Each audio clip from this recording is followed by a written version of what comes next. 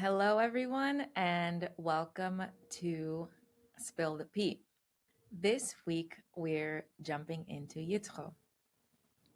As usual, we are going to start with a broad summary so you know what's going on in the story, and then we're going to dive into the deeper layers. So, we open with Yitro, who happens to be the minister of Midian and also Moshe's father in law. So Yitro heard everything that Hashem did for Moshe and Israel and that he took them out of Egypt. And Yitro takes his daughter, Moshe's wife Zipporah, and her two sons that she had with Moshe, named Gershom and Eliezer, after they had been sent away.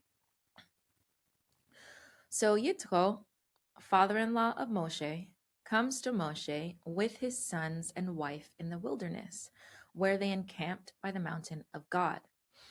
And he says to Moshe, I, your father-in-law, Yitro, have come to you with your wife and her two sons. So Moshe goes out to meet his father-in-law, and he prostrates himself and he kisses him and he asks about the well-being of the others, and then they go into the tent. So Moshe tells his father-in-law everything that Hashem did to Pharaoh and to Egypt for Israel's sake. And also he told him all of the distress they faced along the way and that Hashem rescued them. Yitro then rejoices over all of the good that Hashem did for Israel, and he said, Blessed us Hashem, who has rescued you from the hand of Egypt and from the hand of Pharaoh, who rescued the people from under the hand of Egypt. Now I know that Hashem is greater than all the gods, for in every matter the Egyptians conspired. And Yitro takes an elevation offering and a feast offering for God. And then Aaron and all of the elders came to eat bread with the father-in-law of Moshe before God. The next day, Moshe sat to judge the people, and the people stood by Moshe from morning until evening. The father-in-law of Moshe saw everything that he was doing, and he was like, What are you doing to the people? Why are you sitting alone with them, standing by you from morning until evening? So Moshe says to his father-in-law, Because the people come to me to seek God. When they have a matter, they come to me, and I judge between a man and his fellow, and I make known the decrees of God and his teachings. Moshe's father-in-law then says, What you're doing isn't good. You're going to burn out. You and also the people with you. This matter is too hard for you. You won't be able to do it alone. Heed my voice. I'll advise you, and may God be with you. You be a representative to God, and you convey the matters to God. Caution them regarding the decrees and teachings, and make known to them the path which they should take and the deeds that they should do. And you'll discern the God-respecting people, men of truth, people who despise money, and you will appoint them leaders of thousands, leaders of hundreds, leaders of 50s, and leaders of 10. They're going to judge the people at all times, and they'll bring every major matter to you, but everything else they'll judge. If you do this, God will command you, and you will be able to endure, and also the entire people, and you will arrive at its destination in peace. So Moshe heeded the voice of his father-in-law, and he did everything that Yitro said. Moshe appointed the leaders as his father-in-law suggested, and they judged the people at all times. And then Moshe sent off his father-in-law, and he went to his land. In the 3rd month of the exodus of the children of Israel from Egypt, on this day, they arrived at the wilderness of Sinai. They journeyed from Rephidim and arrived at the wilderness and camped there. Israel encamped opposite from the mountain. Moshe ascends to God, and Hashem calls him from the mountain and says, "So shall you say to the house of Yaakov and relate to the chosen of Israel. You have seen what I did to Egypt, and that I borne you on the wings of eagles and brought you to me. And now, if you hearken well to me and observe my covenant, you will be to me the most beloved feature of all peoples, for mine is the entire world. You will be to me a kingdom of ministers and a holy nation. These are the words you shall speak to the children of Israel." So Moshe summoned the elders and he told them everything Hashem said. And the entire people responded together and were like, "Everything that Hashem has spoken, we shall do." And Moshe brought the message back to Hashem. And Hashem was like, "Behold, I come to you in the thickness of the cloud so that the people will hear as I speak to you, and they will also believe in you forever." And again, Moshe told Hashem what the people said. So Hashem was like, "Go to the people and sanctify them, and tomorrow they'll wash their clothes and let them prepare for the third day. Because on the third day, I'm going to descend in the sight of the entire people on Mount Sinai. Set boundaries for the people, saying, beware of ascending the mountain or touching the edge. Whoever touches the mountain will surely die. A hand shall not touch it, for he will be stoned and thrown down. Animal or person will not live. When they hear an extended shofar blast, then they can ascend." So Moshe descends the mountain, he sanctifies the people, they wash their clothes, and he says, "Be prepared. After a 3-day period, don't draw near to a woman." So on the third day, in the morning, there was thunder, lightning, and a heavy cloud on the mountain, and a powerful shofar sound, and all the people shuddered. Moshe brings the people forward towards God, and they were at the bottom of the mountain. All of Sinai was smoking because Hashem descended upon it in the fire. Its smoke ascended like the smoke of a furnace, and the entire mountain shuddered. The sound of the shofar kept getting increasingly stronger, and then Moshe speaks. And after, God responds. So Hashem descends to Sinai, to the top of the mountain, and summons Moshe. So Moshe ascends, and he says to Moshe, "Descend and warn the people, if they break through to see Hashem, a multitude of them will fall. Even the Kohanim who approach should be prepared, lest Hashem burst forth against them." And Moshe was like, "The people already cannot ascend. You told us, you warned us already." And Hashem was like, "Go descend, and when you ascend, bring Aaron with you, but the Kohanim and the rest of the people should not come up." So Moshe descends, and he does what is asked of him. And then God speaks the statements. "I am Hashem, your God, who has taken you out of the land of Mitzrayim, from the house of slavery. You shall not recognize other gods in my presence. You shall not make yourself a carved image, nor any likeness of that which is in the heavens above, or on the earth below, or in the water beneath the earth. You shall not prostrate yourself to them, nor worship them, for I am Hashem your God, a jealous God, who visits the sin of fathers upon children to the 3rd and 4th generations for my enemies, but who shows kindness for thousands of generations to those who love me and observe my commandments. You shall not take the name of Hashem your God in vain, for Hashem will not absolve anyone who takes his name in vain. Remember the Shabbat day to sanctify it. 6 days shall you work and accomplish all of your work, and the 7th day is a Shabbat to Hashem your God. You shall not do any work, you, your sons, daughters, slaves, maidservants, animals, and your converts. For in 6 days Hashem made the heavens and the earth, the sea, and all that's in it. And he rested on the seventh day. Therefore, Hashem blessed the Shabbat day and sanctified it.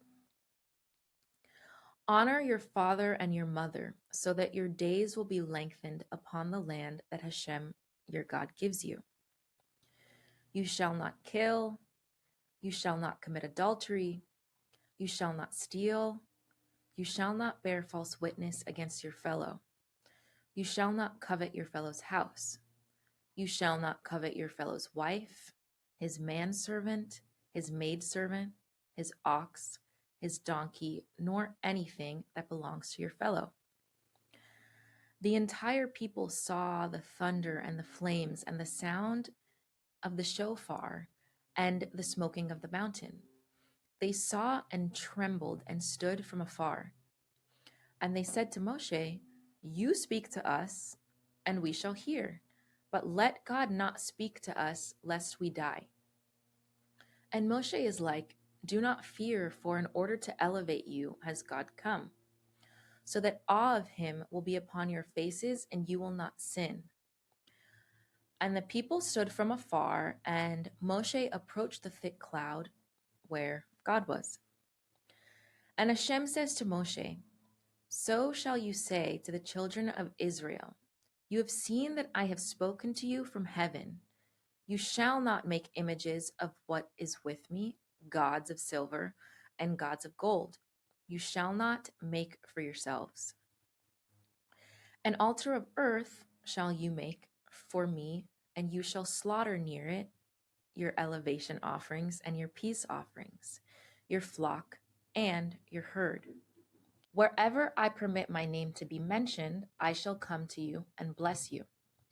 And when you make for me an altar of stones, do not build them hewn, for you will have raised your sword over it and desecrated it. You shall not ascend my altar on steps, so that your nakedness will not be uncovered upon it." And this is where Yitro ends. So we go back to the beginning, and literally every single time it says Yitro, it also says Moshe's father-in-law. It seems kind of redundant, right? Like, we get the point. However, as we've discussed many times, repetition is always intentional. If you are hearing or experiencing or seeing or feeling the same thing repeatedly, annoyingly repeatedly, it means you need to listen closer. You need to look for the deeper meaning. Why are we reminded that Yitro is the father-in-law so many times? First of all, in Hebrew, it's called Choten Moshe. Choten is used to emphasize not only the relationship, but also the deeper intention. And we need to understand the role of the father. The father represents structure, direction, discipline, action. So the purpose of the relationship between Moshe and Yitro was that Yitro was meant to provide Moshe with a sense of structure and direction. So Yitro brings back Zipporah, Gershom, and Eliezer. What does Zipporah mean? The literal meaning is a bird. However, birds represent freedom, and they also represent connecting the two worlds, the heavens above and the earth. So a bird can freely flow between both the spiritual world and the earthly world. Gershom comes from the root garash, which means estranged, expelled, or driven out. Eliezer means God is my support. And then we're told that Moshe is sitting with the people all day, every day, from morning until evening. So Moshe is sitting in judgment from when the light enters, when positive things come, until the light exits, when positive things are less revealed. The divine masculine, the father, as mentioned before, is intended to be structure, discipline, protection. But what happens when the masculine has lost its connection to the creator? Some might call it the shadow side of the masculine. It resorts to judgment, harshness, criticism. So we are to understand that Moshe got a little stuck in a rut, and the cycle that he got trapped in was judgment. Now, men and women have masculine energy within them. Do you use your masculine energy to express harsh judgment and criticism? Or do you use your masculine energy to draw more light into the world through disciplined action, structure, and boundaries? So, why are we told that Yitro brings Zipporah, Gershom, and Eliezer back after they had been sent away? Because Yitro reminds Moshe of the feminine aspect that he disconnected from.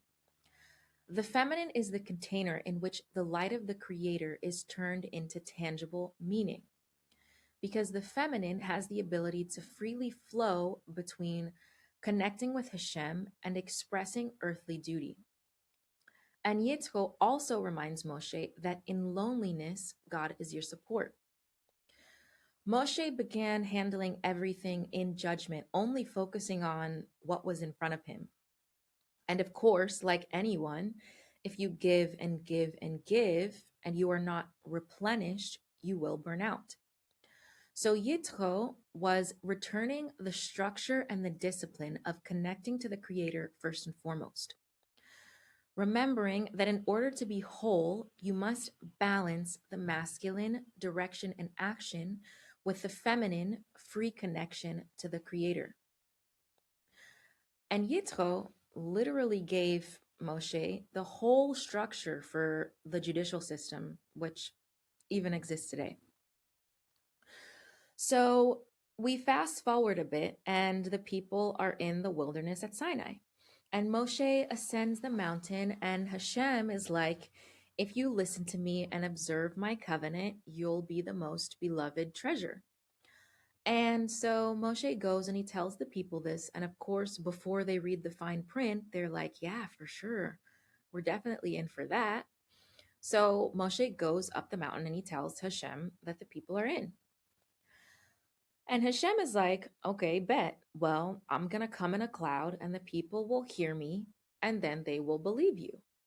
Go to the people, sanctify them, wash clothes, and get cute. Now, Moshe sets the boundaries, creates a structure, discipline. Why can the people not touch? Because the Creator is something to be felt, experienced, understood, and connected to. You don't need to touch to know something. And when you do touch, you generally become so enamored in the physical sensation that you are no longer concerned with the spiritual connection. We are spiritual beings first and foremost. So our deepest connection comes from feeling, interacting, understanding. Our body is a physical vessel that understands through tactile sensation. But when we first experience through the physical sensation, we take for granted the spiritual and often forego the spiritual because the body gets dopamine hits from physical sensations. The body is also a master of habit, and that's why habits are hard to break. For example, you're anxious and you tap or you pace or you have a fidget spinner. Your body gets a dopamine hit every time the physical sensation occurs. But as soon as your dopamine levels drop, you need to do that physical thing again to create that hit of dopamine. Habits are cycles of emptiness. When you choose to feel, choose to connect, choose to understand what's actually going on inside of you, you're having an interaction with your soul, which is your direct connection to the light of the Creator. Feeling, connecting, and understanding can be incredibly uncomfortable. However, choosing to understand and feel and connect allows you to remember that you have access to the light of the Creator at any time you choose. But if you choose to relieve the internal discomfort of your body by touching or eating, drinking, doom scrolling, it gets harder and harder to reach your soul because your physical sensations have you locked in a habitual cycle. Okay, and now we have the big shebang. Before we get into that, though, I want to make something clear that's been muddled and manipulated for thousands of years. What we're about to go through has been referred to incorrectly as the Ten Commandments. The actual name of these things, which we will go through in Hebrew, is called Aseret Hadibrot. Now, before I tell you what that means, I want to take a pause and clarify. The Creator gave us free will from the beginning. He wanted us to have free will because this is exactly what makes us like Him. So, how is it that the one who willingly gives you and wishes you to have free will would also give you commandments which imply demand and domination? We aren't going to go through the deeper meanings of each of these right now. However, I do hope to do so with you in the future. Anyways, Aseret Hadibrot means 10 sayings, 10 statements even. And it makes me wonder why the creators of Christianity would feel the need to call them commandments. Why is it important to note the difference? Because the title, 10 Sayings, is a constant reminder that you were placed here with free will. The Creator never commanded anything of you.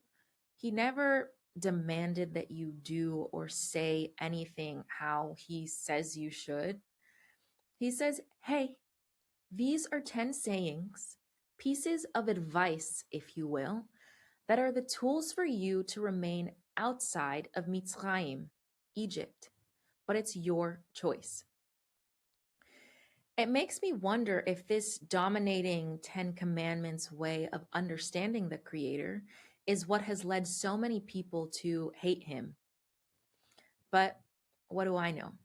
Torah is just a book full of whimsical stories, right? And then we have the list. First, I am Hashem your God. Second, you shall not have any idols. Third, don't take the name of Hashem in vain. And fourth, which is to remember Shabbat. The first three are all about our direct relationship and understanding of and connection to the Creator. And that then leads us to be able to remember Shabbat. And when we remember Shabbat, we can functionally stick to the rest of the sayings. If we notice, the first saying is the only definitive I am, non-changing. What is it telling us? Clearly, the Creator is the fixed part of this whole thing. Just about everything after is a you shall and a remember. Shall is like should. Shall is not will. Shall implies choice, accountability, and decision making on your part. Remember implies forgetting because we're human. So 9 out of 10 are not definite. And the one that is defined says that He is our Creator. What do we need to know?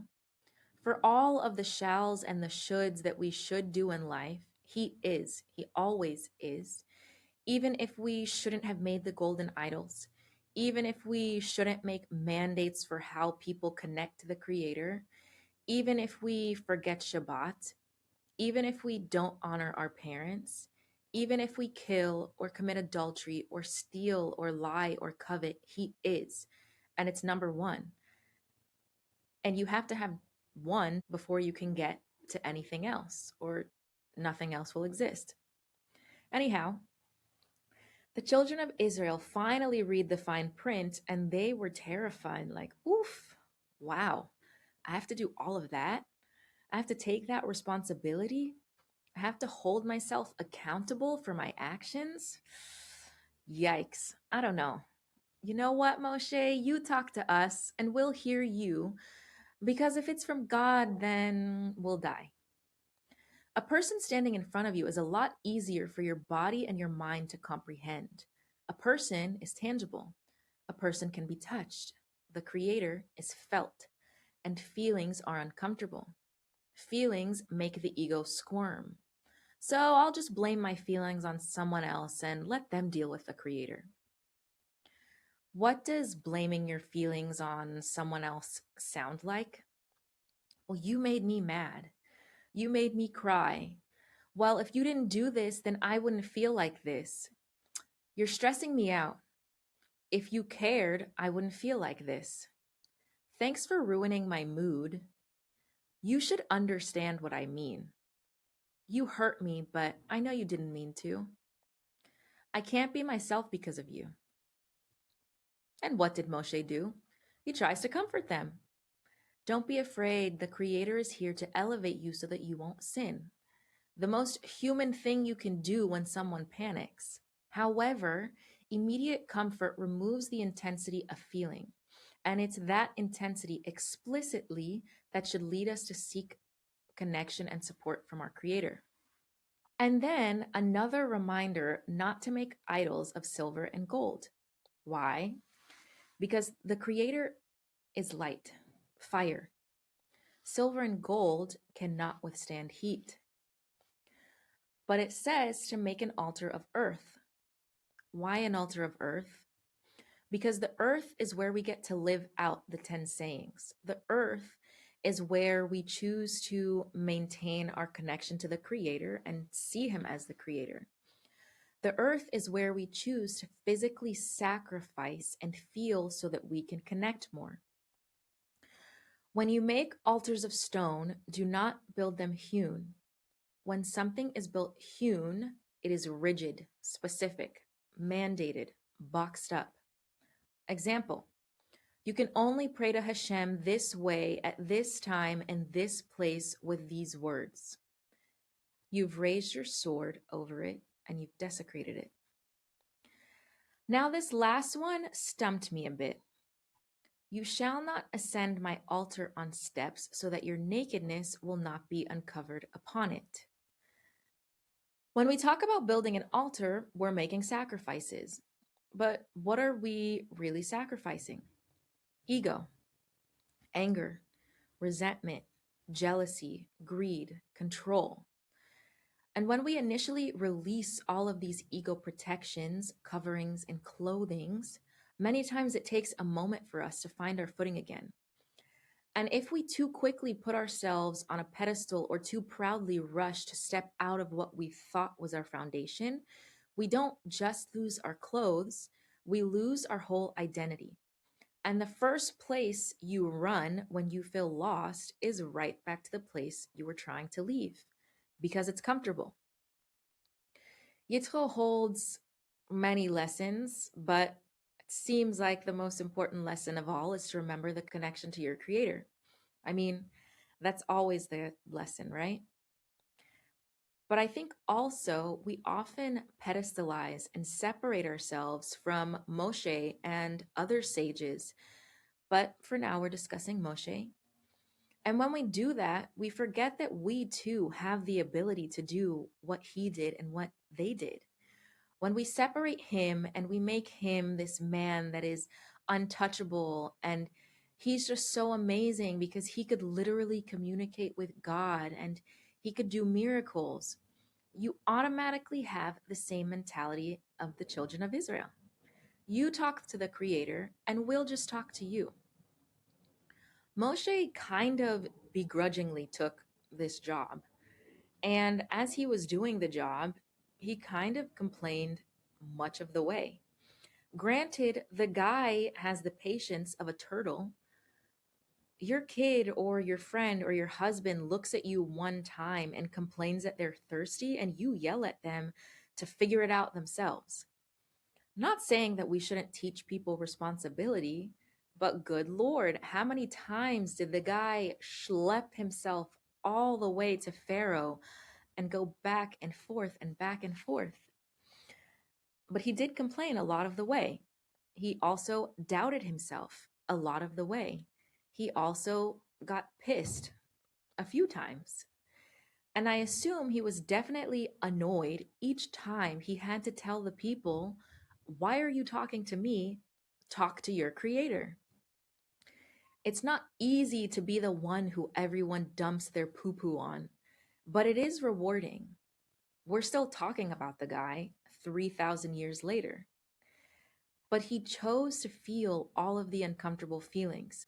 He chose to actually understand and connect to the creator, not just to touch him as it was convenient for him. So feel your feelings, feel your doubt, let it be uncomfortable, feel your anger, feel annoyed. But remember Shabbat. Just because you have the feelings doesn't give you the right to act out on them. You shall not do a lot of things. It's a choice you have in each moment. Thanks so much for joining us, and we'll see you on the next one.